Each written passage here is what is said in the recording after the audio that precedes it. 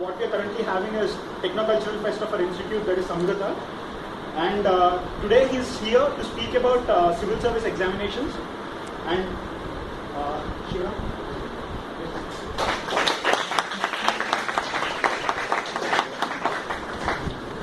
Thank you. So as told, I am the second batch, first TDM batch, 2012, May 12. And I started my preparation for civil service from my final year itself. So I got placed in competition from there, from our campus itself, but I didn't join my first year. I don't want to join. I did full-time preparation for 1 year, but then they called me again. I had done with my one attempt in civil services, so I thought, okay, prepare with job. So I've been working with team competition for the past 2 years, and also doing attempts. So I gave a third mail this year, December. And last year I went to the interview stage. I'll explain to you about the different stages, various stages of the examination. So you will know how the exam progresses.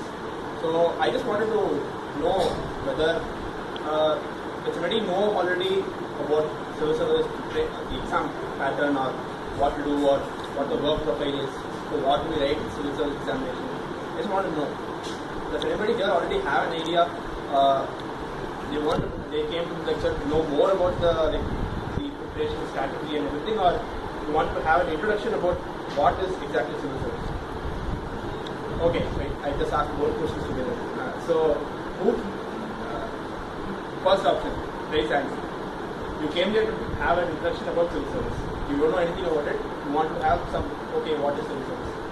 Raise your hands. Who came for that? Oh, many people here know about civil service exam. Very good. Fine. Excellent. Okay. Fine. So at the end of this talk, either you will be leaving out in two ways. Okay. Either you will be very scared about the examination. Oh my God, what is this exam? Okay. Or you will be very motivated. Okay, I can do this. Any one of these two happens, then I will satisfy. Okay, I have done my job. Because generally people will scare you. You should be scared because it's a very tough examination. But if you have the motivation that you can prepare for it, you have the interest. When the motivation comes from the interest in what you study, so then you can definitely clear the examination. Yeah. So basically I've structured this way. Tell you what the exam is about. Why? What are the different services? What are the different kind of opportunities that you get if you clear your civil service examination? And what is the pattern? What is the structure? And what are the things that you study? What are the preparation strategies? And what you can do right now when you are in your third or fourth year in college, or even after that, if you join any work, job, if you not join any job, what can be your preparation strategy? So, civil service examination is actually for a set of 28 services. Services in the sense, the kind of jobs. Okay, you will definitely know what is an IIS. Okay. IIS is Indian Administrative Service. That is everybody knows what an IIS is. So, apart from IIS, it's the same. You write the same examination to become police officer also, IPS. As also everybody knows. And the third thing is the foreign service, Indian foreign service. Foreign service is where you have the diplomats and the undersecretary and kind of thing. Okay. And you also have the Indian Revenue Service. The Revenue Service is, they have two revenue services. One is for income tax and another is for customs. As such, you don't have to get into the details about what their work profile is right now. You just need to know that they work with the tax structure, with the finance. Income tax collects income tax, customs they work with the export-import. You need to know a basic idea, that's it for right now. Also, you have other services related to railways, because we know railway employees only as ticket collector, the one who takes the ticket counter, okay, the pantry car, that's it. But higher up in the organization, railways is a government organization, correct? So, as you go in the higher levels of the railways organization, there are services like traffic services. They organize all the routes and timings, everything. That's IRTS, and then the accounts, IRAS, and also the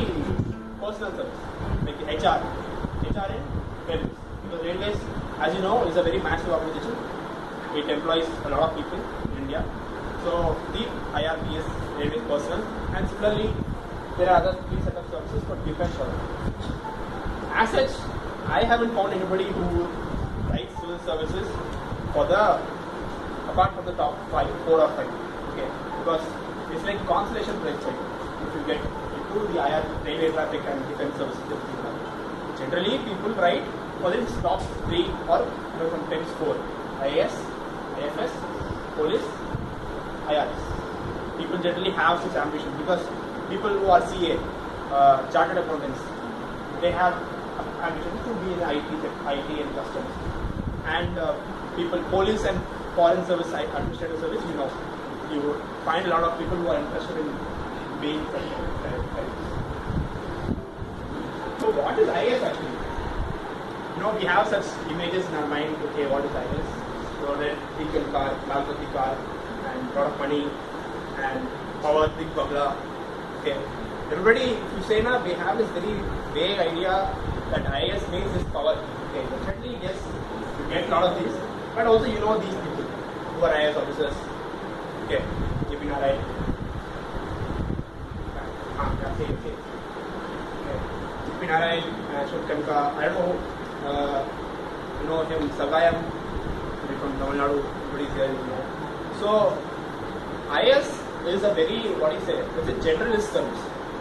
If you write an Indian engineering service, there you are an engineer. You write an exam for engineer, you do the engineering work, like for example the CPWD, that is constructing the engineer.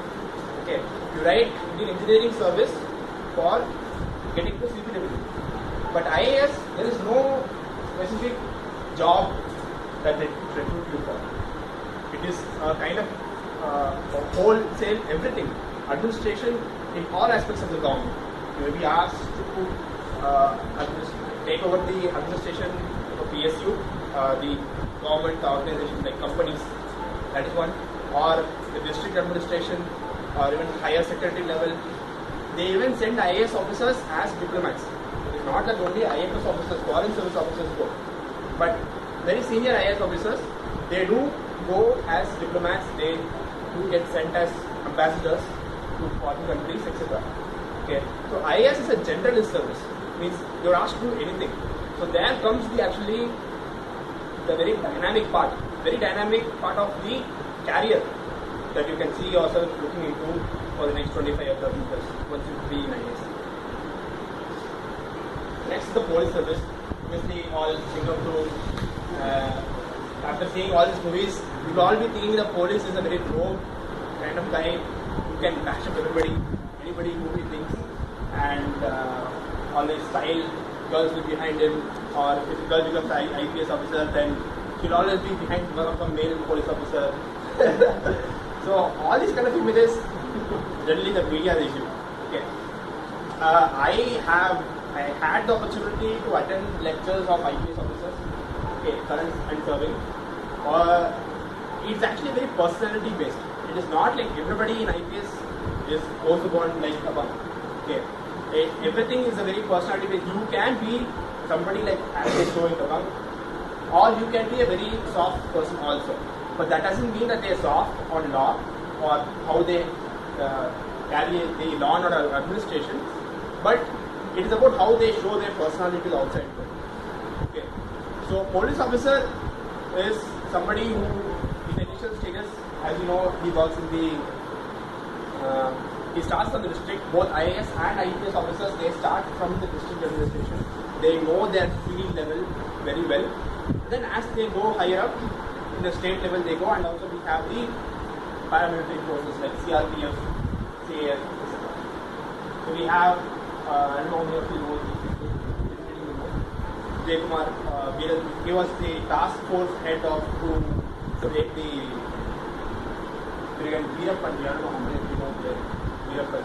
So and then he was made CRPF head, and he is now special consultant with the Home Ministry. He is retired. The last person is Kumar.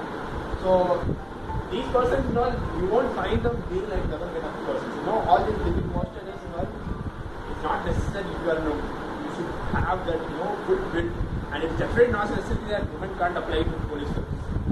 it's all kind of the media trying to show you that police now be like this only. It's not like that. Police service is obviously, it has its own pressures. Every job has its own pressures. You have to handle the physical because you will be working in the field a lot of time. You won't be like sitting in office, and you'll have to face a lot of people. But don't worry, even if everybody definitely in the third or fourth year of college, you can't expect or imagine the kind of exposure that you will have. Even when I was in my third year college, I would not have met so many persons. But as you go in the job, you definitely learn all these things. And just because you are very introvert person right now doesn't mean that you can't become an IPS officer or IAS officer or any officer. You first thing is get trained, and second thing, you can learn on the job. Okay. And next is the foreign service. As I told you, foreign service is a very, what do you say? It's an elite service at the start, but right now it's all okay, equal service. But you get higher pay because you have this called foreign travel allowance, where they give you pay according to the nation that you're serving.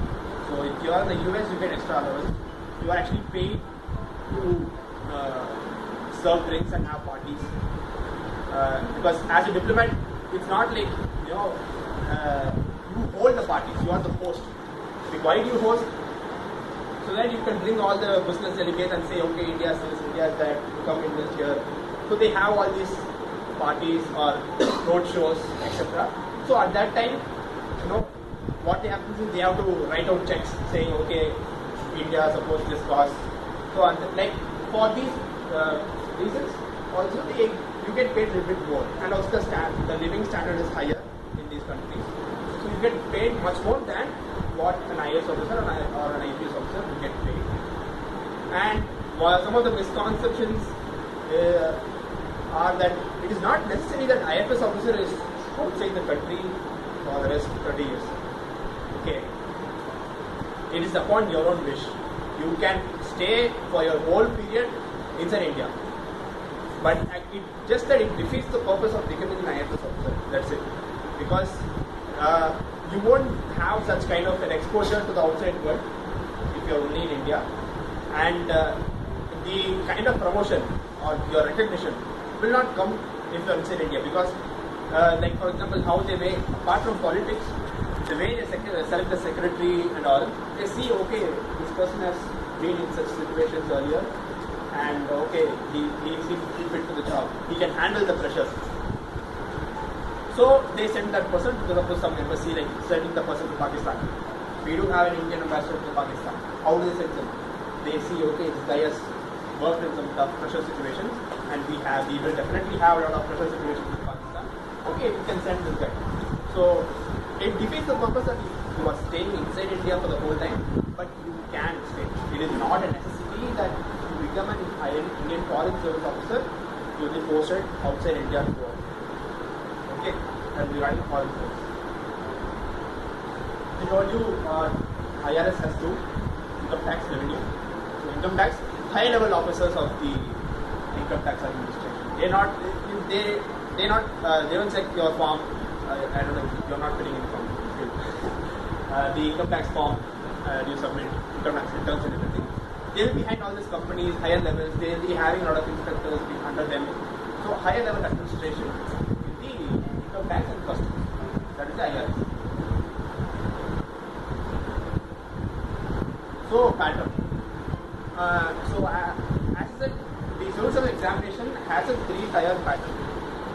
Okay. First is prelims, then the mains, and then interview. So prelim stage is an elimination stage. Okay.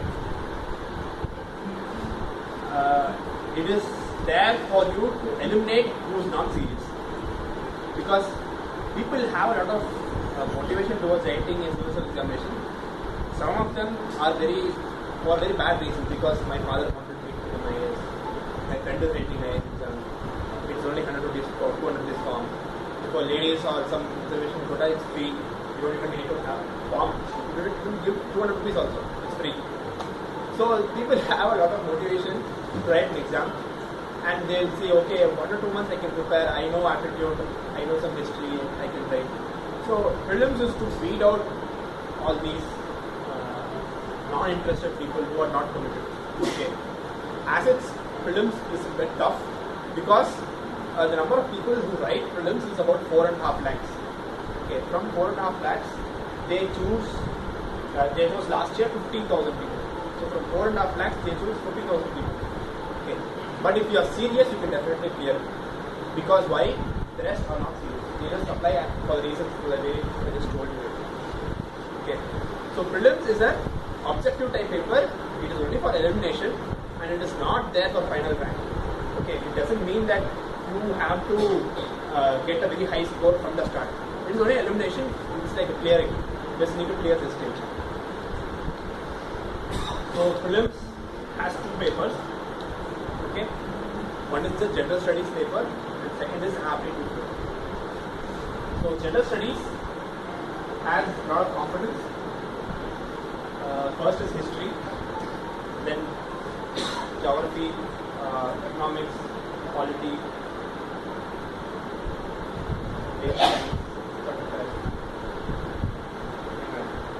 okay. So looking at this is the scary part. Okay, this is where you get scared about, oh my god, what is this? Okay. But the thing is, if you have an interest, you will not study these subjects the way you studied in your school, 10th. Okay, trust me. History is totally different the way you study for civil service than the way you were taught in exam in your school, an 10th exam or anything. And the difference here is that you study with your own interest. You take an interest when you study. Okay, that's where the motivation comes from, the seriousness for clearing prelims. Okay, if you need to clear prelims, you need to be motivated enough to study all this. Okay, because these are the same topics that come in your main course. So the way you prepare for your prelims is the same preparation, only a bit more extra for your mains. Okay, so I've just given some topic-based weightage for these different topics. Okay, which suppose if you want to share this data to you, you can just take the various importance levels of different subjects. Yeah, so economics. So people are always worried about, oh, I don't know any economics because I'm an engineering student. Economics, we don't know economics as the subject, maybe like an MA economics. But economics is a very basic kind of thing, like how you understand basic sciences. Okay, like the way how we deal with money, the way how the country grows, and what are the different factors with which we measure our growth. The different industry sectors. It's by this some agriculture. Like, see, we know agriculture. Okay, we know India is a totally agriculture nation because we employ about 60%. 60% of our population is employed in agriculture and it's added industry. So we know, okay, agriculture, we have these problems. What are the solutions? So you study more and more about that, that's it. You don't need to be scared of economics because I tell you, people are very afraid about economics. They don't know, they always say, I don't know economics because I'm engineering. I've never studied economics as a subject. Okay, history, geography, at least I would have studied something here, but economics, I didn't even study anything. But it's not so difficult once you understand the basics. It's just like basic sciences, where you need to understand the basic concepts. Like, for example, in agriculture, there are cropping cycles because we have monsoon, we have the Kharif and Rabi. So you understand from that point, okay, we have Kharif some crops, we have Rabi some crops. What are the problems faced in this season? What are the steps taken in this season by the government? Just build on upon these basic facts, and that's it. That's how you learn about agriculture. Same thing goes for industry. You take an industry, economics, all that. Okay, that's economics. Economics is, they ask very simple questions in the prelim stage. Okay, and in main stage, they don't ask you anything regarding economics as a subject. They ask like, oh, I asked you right now. I'll show you some examples about the economics questions that they have asked. Okay, it's all about current affairs. It's not about give some XY equation, how production factors influence that factors, all those theoretical economics they don't ask. Okay, they ask very basic factors, basic questions in your prelim examination, and application in current affairs and mains. Okay. So international affairs, very interesting topic. Means if you just follow just like that for 6 months what is happening in international affairs, you will fall in love with what is happening, because it is like a game of chess. Somebody is doing something, because of that he is doing something, and now I have to do something, otherwise they both will kill me. So that kind of political games, when you read up and some theory, background theory, like why this happened, in history something happened, like for example let us take about Pakistan, India-Pakistan, why it happened, because we were partitioned, what the different wars that we fought, why we are still fighting, what is the issue, and why China is coming in, why US is interested in us, how US interest in India and Pakistan is affecting China. So all these you read like a game. So it will be very interesting, and you won't feel like you're reading at all. It will be like reading a novel. Very interesting topic, and little bit here and there facts. Like for example, we all know about India, Pakistan.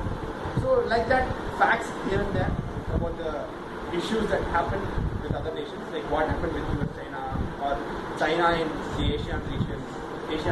So like that, little bit here and there facts. So and very dynamic, very easy questions. Once you understand these, very easy questions in prelims. Okay. Yeah, culture here is the very what do you say, tough part. Okay, because culture, as they ask, it is very, you can't finish studying about Indian culture. We are so diverse and dynamic.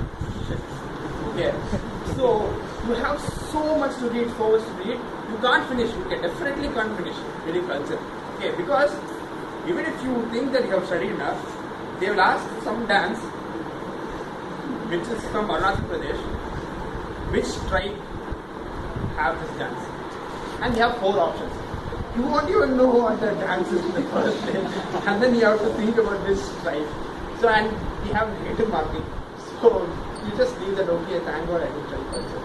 Okay, and it has 15% weightings. All the interesting part now only 5% there is there. All this very difficult part now, like I'll come back to environment, that 30% is there now. Out of that only 15% you will know.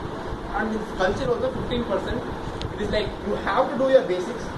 Like if you take suppose architecture, then the Pallava architecture, the South Indian architecture, the North Indian architecture, the medieval time we have the Vesara, Dravida, Nagara, all different types of architecture of temples, and also later on the Mughal style and everything. It will be very interesting to learn, because from an engineer you can understand, you can relate to why it is happening and everything and all.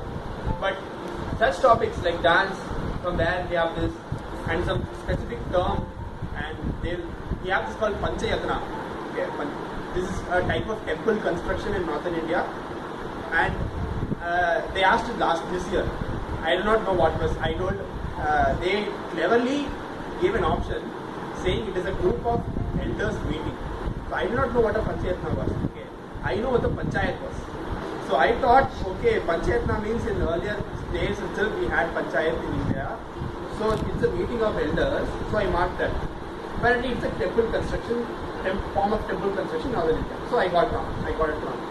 So culture is, you have to do your basics, but you will be able to attempt maybe half of it. So that is 15%. It's not like, obviously you all have written entrance examination, so you know there's negative marking, and it's not like you have to attempt it. Correct? History was like how culture was some 4-5 years back, but right now they're asking only 5% of the questions only, and it is very easy. Like Indian history, modern Indian history, like about our freedom struggle, and you will be very interested to learn more about Indian history struggle, because you would not have read the way that you have to read here. The various, because we've always been taught about only the main characters, the main players, how they influenced. We have Gandhi, we have Nehru, we have Bose. Okay, we have all these people, and that's all we learned in school. We have not learned about what happened before Gandhi came. Nobody says, okay, we formed Congress, A.O. Hume. I have never studied about A.O. Hume at all, because he is a very non-important character. He just formed the Indian National Congress in 1885. Okay, but apart from that, his role was over. What happened then? Were revolutionaries. So the way you study the different players, it's like international affairs. What he did, what happened, what the British did, how did we react, and because of that we lost somebody, and how these they passed a lot of acts and everything. Every 10 years, British used to pass some act or something. So how did we react? So how did we finally get our independence? What led to our independence? Why Pakistan was partitioned? Because of the communal divisions. How did the communal divisions come in the first place? So all that, when you try to understand all these things, it's very interesting. Okay, and the questions are asked also very simple, and that's what 5%. Okay, that's that. Basic science. It is not. It is something that was very dynamic, because people say you have to study NCERT subjects because you need to understand the basic science. Whatever is asked, like your 10th standard chemistry, what to take for a formula, but they don't ask such direct formulas. Like last year they asked what is the Higgs boson. That was very much confused. They had just found out the proof about the existence of a Higgs boson. I don't know what it is, Higgs boson. So they asked about what are the applications of a Higgs boson, and all the and the year before that they asked what is the principle behind LED TV and how is it different from LCD TV. Everybody know here what is the difference between LED TV and LCD TV? Yeah, chocolates, sir. I'll ask some questions here. I'll ask some 4 chocolates, sir. I'll ask some random questions. Everybody can answer.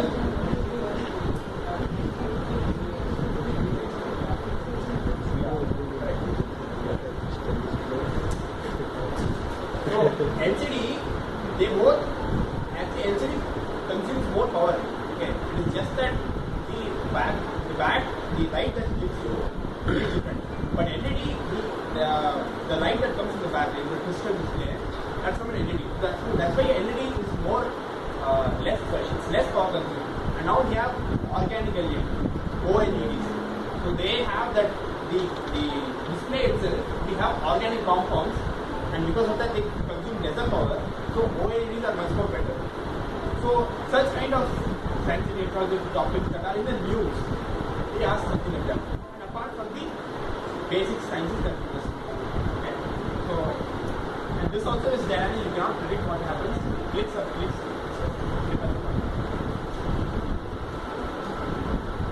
Geography, once again, when I started reading geography, I had forgotten totally about what geography to study. Because history, at least, okay, we keep studying about it.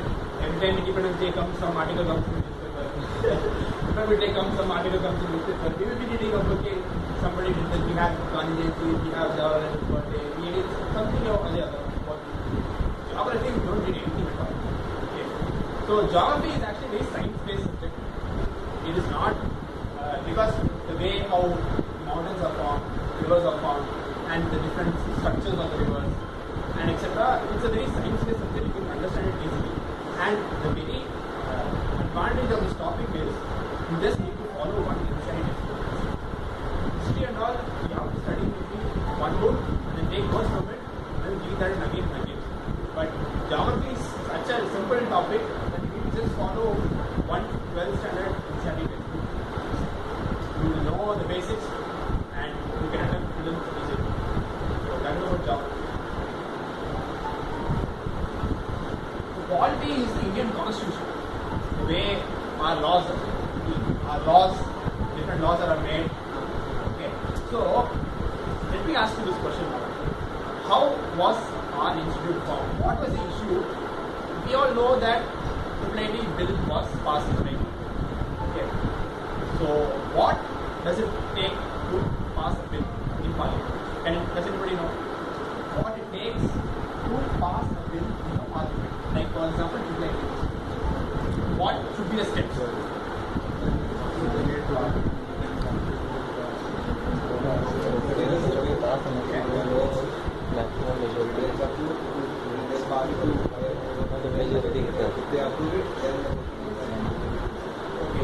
Does it has to be introduced only the lower house? Both houses should accept and then Yeah. That's because so A IIIT bill is a very simple bill. Okay. It is, we think it's complex because we are forming an institute, but it's actually very simple. Okay. But there are some more complex bills, like for example our budget, correct? The unit bill. So that has to be introduced only in the Lok Sabha, and the Rajya Sabha cannot even lift a finger for that budget. It has to say, okay, probably so Rajya Sabha can't do anything for the Lok Sabha for the money bills or the budget related things. Okay. So this is just one aspect of what I was calling for the conflict. So all these aspects, like why do we celebrate 26th January as Republic Day? Because that day we started first time for the first struggle was there. Okay. Everybody says I can't do sorry. Okay. So you say first. What do you say?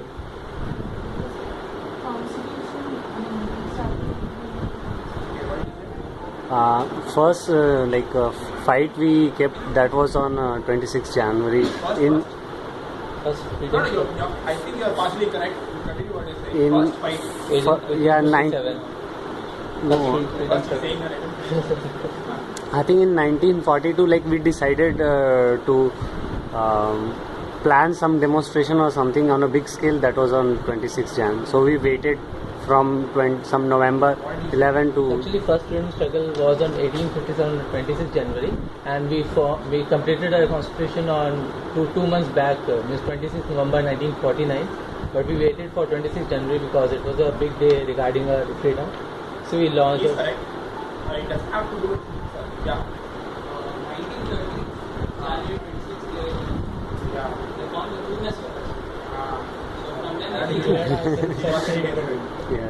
So that's correct. So 1929, we had a session where we declared that in 1 year we will have Purna Swaraj. Purna Swaraj means total independence. Okay, because till that time, see, that's the important thing. Till that time, we were not fighting for independence. What we were fighting for was a better place in the British Union. Like how suppose we have Canada or Australia right now. In Australia and Canada, we are still under the Commonwealth. Their president is the governor who is appointed by the Queen of England, Canada and Australia. They have Prime Minister. Prime Minister is elected by the people. Okay. We did not fight for independence. But officially everybody, we say we want only independence. We decided 1929 and 1930, 26th January, we said that we will be independent. We even celebrated that day as Purna Swaraj Day. Okay. So that was the significance of 26th January. You correct your topic later. Okay. So that is the importance of 26th January. So like this, all the details about the interesting details, what the various acts passed and everything, and protocol bill, what are the features, that is quality. The constitution, fundamental rights, what is fundamental rights, how is your fundamental rights affected because of the issue, section 6A of IT Act, and Facebook post. Some girl had posted about Paul Thackeray's death on Facebook, and they arrested that person, remember, last year. Yeah. So that girl, she was arrested under the IT Act, in which it said that she is disturbing the public order. So such acts will be asking, okay, what is the section of this act? Even in the current affairs, they will ask that always directly from the constitution. So it's very interesting to learn about the way our government is, the structure of the government, like how we study. If you're doing suppose MBA, they will teach you about organizational structure and all. Like that, how our government is structured, how it functions. That is politics. Okay. Yeah, so the very bad, shittiest part is this environment. Okay. Because environment is very, you cannot stop, like how I say culture, they can ask any dance. What we do with environment is, they give some animal. Okay. And then they ask you, okay, is this present in the endangered list of IUCN? IUCN has a classification of the endangered list. Okay, critically endangered, vulnerable, threatened, extinct in the wild. Okay, so they have this 9 set of classifications. So they'll say, okay, which of these species is critically endangered? They give you 4 species. You won't even know 1 species. Okay, so such kind of questions you can attempt. And this forms for the past 2 years, it has been forming 30% of the examination, like 1/3 of the paper. Okay, and so but possibility you can attempt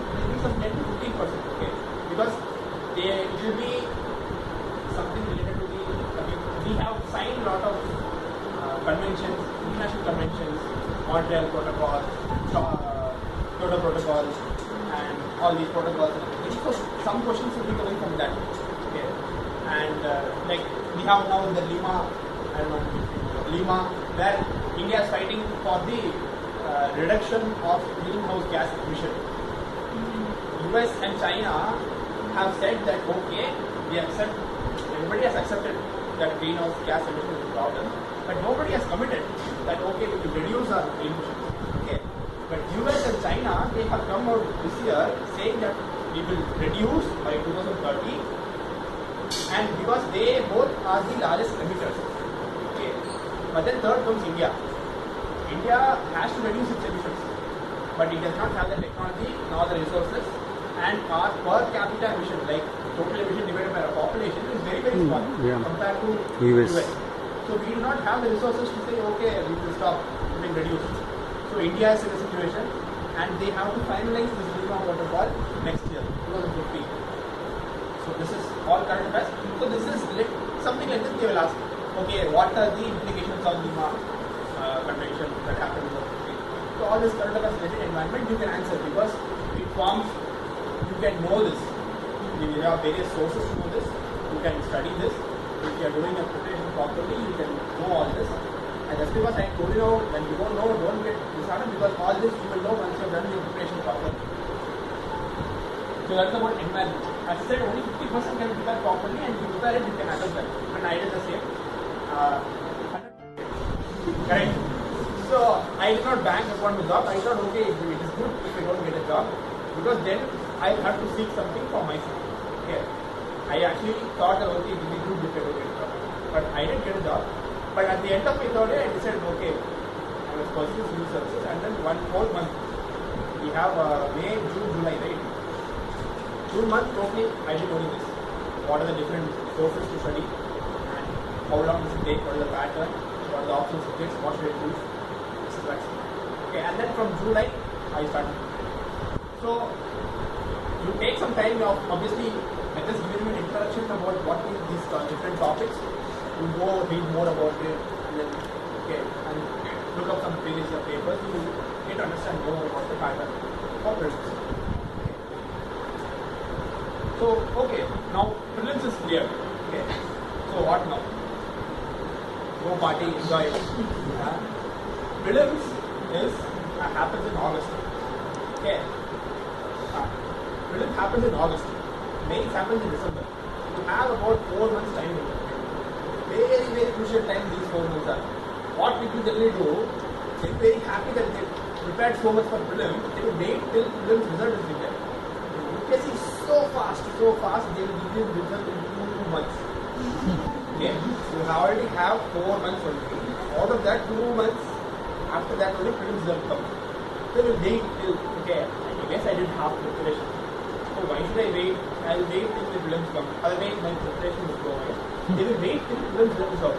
And then after prelims results out, I passed. And then for the next 2 months, they will say, okay, I need to do that. What should I do? What should I start writing? Oh, I should learn first, then I can write. And then they do all this. And within that 2 months, you won't have time. This is the part where your seriousness comes. Okay. Where you have been committed to writing seriously. So, immediately after prelims, 1 week after prelims, generally that is my stoppage time. What I do, I go holiday. Past 2 prelims, first time I went off to Kancheepuram. Paper 1, paper 2 is aptitude. The aptitude part is the most simple that you can see. Okay, if you are even preparing half of an MBA exam, you can clear this. And one more interesting thing is it's 2.5 marks per question. Okay, paper 1, there are 100 questions for 200 marks. Okay, so that per question is 2 marks. But here there are 80 questions for 100. So it's 2.5 marks per question. So you need to do much better. For the past 3 years I have been doing this one. I score about 90 to 95 in paper 1 and out of 200 and 150 in paper 2 out of 200. Okay, so you need to overall cross the cutoff mark and that's it. And the general aptitude topics like quant and global and all that is asked, and it's very, very, very simple. You just need to do some basic practice, that's it. Because you do not have solved some sums like that basically, but if you are doing even half an NG preparation, okay. So as I said, all this becomes so much, because obviously when you hear it out within a span of 15 minutes, like how I told you right now, you will always get it. Okay. For me, how I did the preparation was I did 1 whole month of just research about what is this examination, how to prepare, what is the topic, what is the pattern, everything. My end of my third year. Okay. 3 months we have holidays, I didn't do anything. First month, all series, everything done. I was all basically pondering over the question about what tries again and I didn't know why again. So all such things it will impact you. Right now in college you will not be interested in learning all these things. Once you go out also, even now I find people who are 2 years working, like my own classmates, they are not interested in knowing all these things. Okay, just the bare headlines, why is happening. But you need to understand the undercurrents of whatever is happening, because not only with UPSC preparation, okay, anything that you do in life, you need to understand all the perspectives about why it is happening. Not only the straightforward, cause-effect relationship. Something else is also affecting this. That is why I am behaving like this. Okay. So UPSC changes the way you think about everything. So this is just an example. I just saw this meme, the UPSC meme on Facebook page. They just shared it 3 days ago, actually. Great example to show how your mind starts thinking. Yeah. So how to prepare for this? Okay. One thing is your newspaper reading must be done daily. There's no other option. Okay. And reading the paper, taking your notes or paper cuttings, or forming your electronic notes, writing on Word pad or Word document. Following, there are various sites that do out current affairs, their own analysis, but they supplement your views. You should not definitely just depend on them, because sometimes they do miss one perspective. Okay, but you need to follow the papers, follow the news to get whatever you are seeing. So one thing is UPSC preparation. For UPSC preparation, Hindu is the paper. You cannot leave Hindu. You should not leave Hindu. Hindu will be your companion for the rest of your life. Okay, because it's just the way UPSC is asking questions, the kind of perspective that you need to give, Hindu does give it a lot. And their editorial section, I definitely think that there is no match for it, at least in the non-business papers. Business papers like Mint, Economic Times, Business Standard, they do have a good editorial, but they all give the business side of the editorial. Editorial, I don't know whether people have a habit of reading editorial at all, because I am from Chennai, so we in my home we do not have Times of India. Times of India came very late. Hindu was the de facto leader here. No market competitor, highest market share. Okay, so at that time I used to pay for editorial long paragraphs. Change, no pictures. What will it do? Change. That's it. I have never read editorial at those times. Okay. But right now, all these other things, page 1, all nonsense. Page 2, 3, city news, little bit. Skip. Editorial, little bit sports, that's it. Okay. So for me, now editorial is the most important section, because we need to understand, because they do not have one single author, somebody just giving one view. They have on multiple days giving multiple views. Okay. Like for example, one issue like section 377, homosexuality. That issue can make, should we remove the section 377 that bars the unnatural acts of sex. Okay, so it was a very vague term in the law, in the penal code, because it just said that it did not actually deny homosexuality. It just said unnatural acts of sexual intercourse is punishable. Okay, under this you have acts like with animals, with homosexualities, lesbian, LGBT, those 4 categories. So these are all unnatural, because that law was formed much earlier. It was colonial times. At those times they would not even have encountered such societal variance. Okay, but right now we need to confront that section. Okay, but we need to abolish that? No, because we need to stop people from having sex with animals, sex with children, such unnatural acts. Okay, so we need to modify that section 377. So all these kind of views, right, you won't get from just reading one article, one newspaper. You need to read such articles over a period of time and you need to form your opinions. Okay, so Hindu is a very good paper, and apart from that, people suggest maybe one more paper. I would just take up a business paper because you can understand economics more, like you or business standard, economic practice or something. Okay, and you can read all this from internet. That is the most important thing. Okay, you don't from your college. If you can go to the library, spend some time. That's good. But when Hindu and all their articles are available for free in the net. You just need to go to the website and read it. That's it. You don't have to pay. You don't have to usually keep it. You can just copy and paste it in your Word document. You can have your own Word document, etc. So right now the way civil service preparation is done itself is changing and moving towards more internet based. Okay. So that's one thing. Internet, materials. Yeah, Manal.org is one website where there are a lot of materials and current affairs that I told you, right? I also write from Manal, that's why Manal is first up on there. It's a very good site. If you see that, you will know. Just to manal.org, that's Shivaram, you will see the articles that I have written. Okay, it's a very good site for your preparation. Okay, and that's there. And then, yeah, being in college, as you warn you, people will not be serious. That's a given fact. Out of the people sitting here, I know that everybody will not do civil preparation. But the danger comes when one is half interested. Okay, you take two people who are very, very interested. You take 5 people who are half interested. These two will do so. Okay, if you do boost it. Because they will not be serious. They will do from half preparation. हो जाएगा यार. इसे करके they will not prepare. They will not complete the preparation. You will lose out. Okay. So one advice, anything that goes for any other examination. For example, your CAT preparation. If you want to do CAT preparation, if you are serious but your roommate is not serious or the person you are preparing with is not serious, then you will lose out. Okay.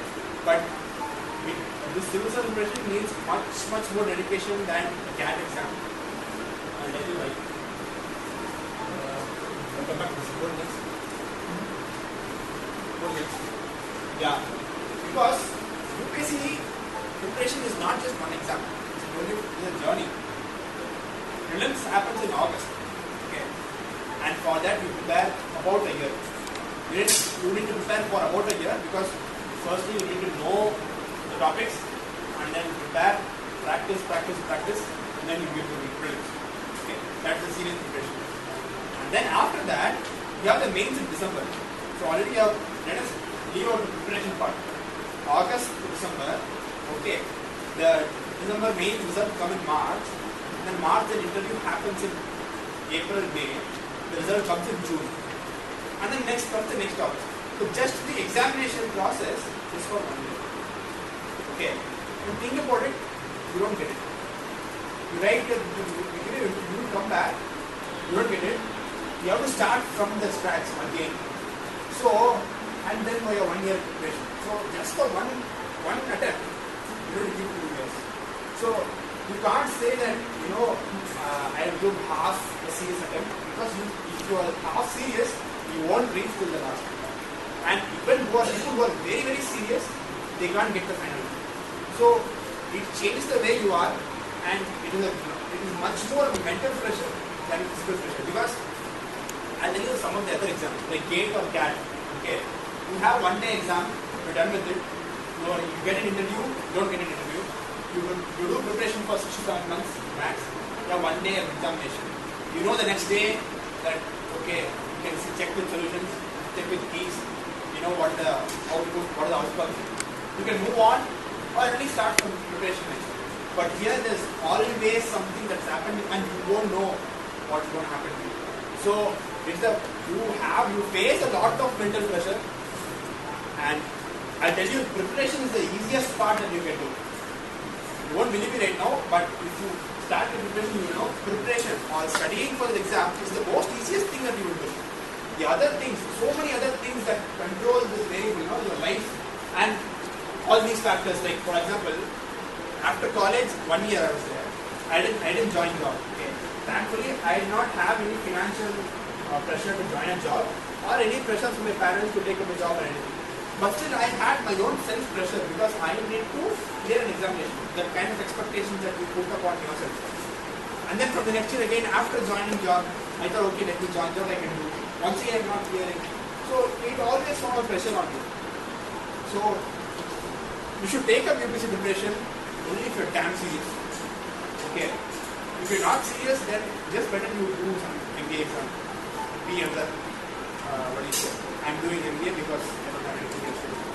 So you do that. Okay. But if you're really serious about what you want to do, then only do civil service. Otherwise, you will be wasting your own time. Yeah, so work and prep, same thing that I said for institute also. Like I did 2 years now, I'm doing 2 years now with work. So I am 3 hours on a weekday. You can maximum do if you're working. Same goes when you're in college.